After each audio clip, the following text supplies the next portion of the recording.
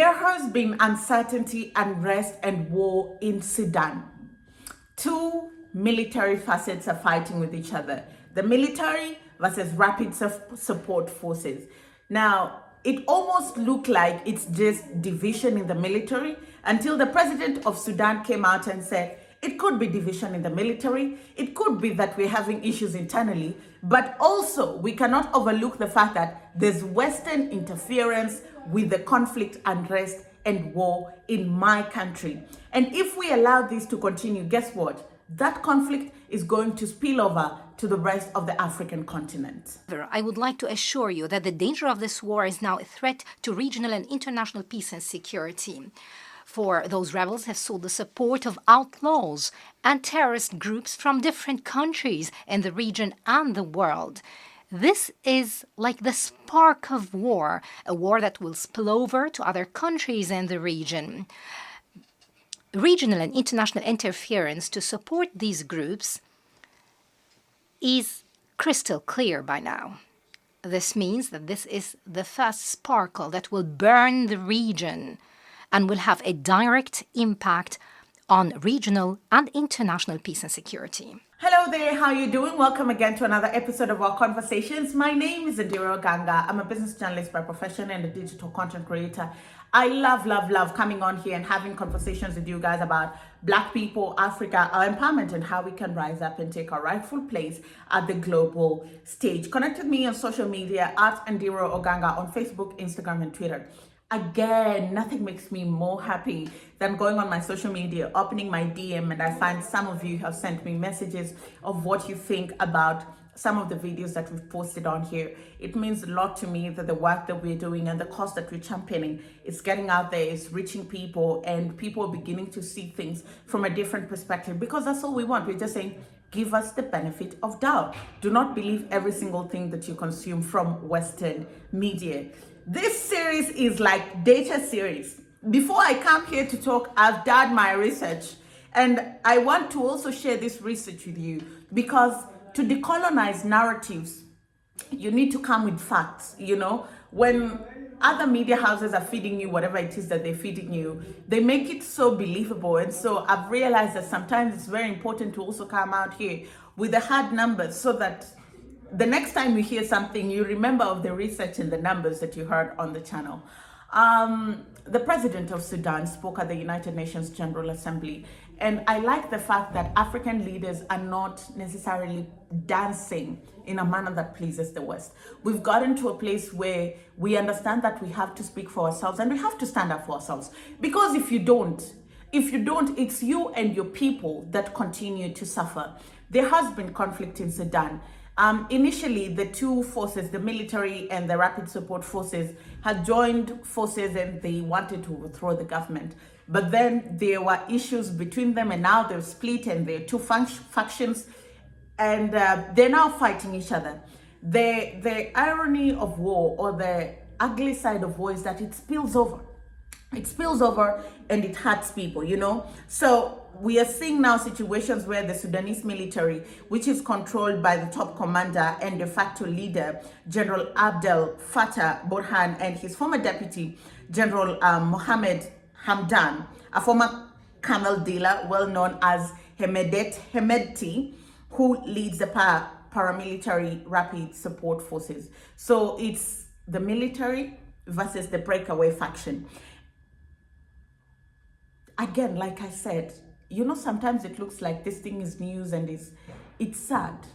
It really is, because Sudan is a rich country, and Sudan is people's homes, and it's not just rich in resources, it's rich in history. It's people's homes.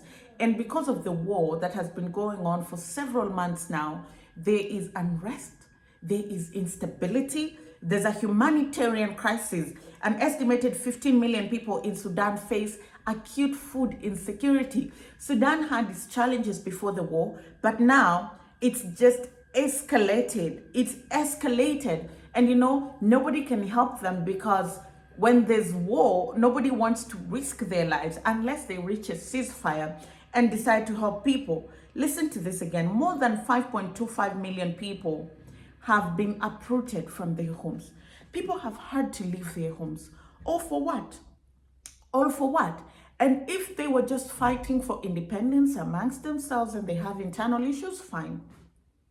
But the president of Sudan introduces a very interesting twist to it. He says, it's true that we have challenges and we're having disagreements within ourselves, but it's also true that there's Western interference. And I'll tell you why Western interference is dangerous, particularly with civil unrest, because the war doesn't end. It doesn't.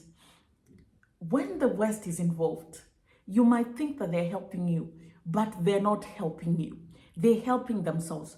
And they'll give you things that they'll give you guns, they'll give you intelligence, they'll give you military grade weapons, but there's a catch-22. There's always something in there for them.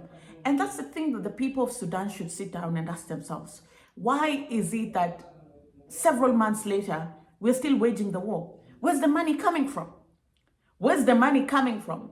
African, if you're a country that was having acute food shortage before, where are you getting the money to buy guns? You did not have money to feed your people, but you have money to buy. Where's that money coming from? Ask yourself that. So when you had issues, nobody wanted to come to your help, right? When you had real issues that if solved, your country can grow and develop, nobody wanted to come to your help. But now that there's conflict and there's a loophole for them to come in and exploit your gold, they're willing to help you. Think twice. Wake up and think, And also other African countries should begin asking these questions. Where are these people getting the money to fund the war? And when we start tracing the sources of those funding, then we will know who is funding the war, and we can start interrogating what their interest in the war and in the country is. Let's listen to the president of Sudan. Some characterize this war as an internal feud between two armed parties. However, the aggression was not only against the armed forces, instead it extended to all state components. The innocent citizens are not part of the armed forces. The people in West Darfur are not part of the armed forces. The homes of our citizens are not part of the armed forces. Therefore, this war cannot be characterized as a war between the armed forces and the rapid support forces. It actually extends to all state components. However, I would like to assure you that the danger of this war is now a threat to regional and international peace and security. For those rebels have sought the support of outlaws and terrorist groups from different countries in the region and the world. This is like the spark of war, a war that will spill over to other countries in the region. Regional and international interference to support these groups is crystal clear by now. This means that this is the first sparkle that will burn the region and will have a direct impact on regional and international peace and security. I don't think there's much to say with this topic because topics of war really break my heart. Even when I was in Kenya, growing up in Kenya, we went to school, in primary school. This is a long time ago, early 2000, mid 2000.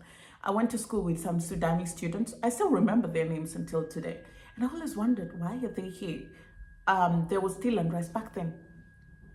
Then it went, they got independence, it became South Sudan and Sudan.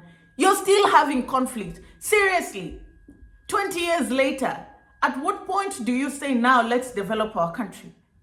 At what point do you say peace and stability? At what point do you say our people don't need to grow up as refugees?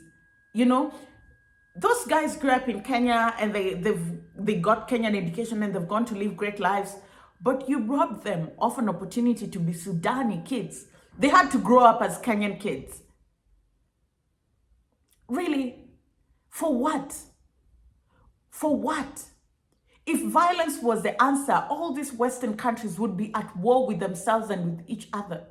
But they bring the chaos to the continent. And what is good for the goose is good for the gander. And if it doesn't work like that, then you need to wake up and smell the coffee. Thank you for watching. Thank you very much for watching. Yeah, sometimes this topic just become heavy and heavy and heavy. And it's because this is my life. This is the reality of my friends. This is the reality of my family. And no African country is invisible, you know. Yeah, you could be having peace and stability today and tomorrow, whoop, it's all gone.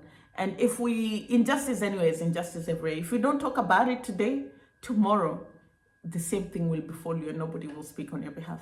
Thank you very much for watching. I'll see you again next time.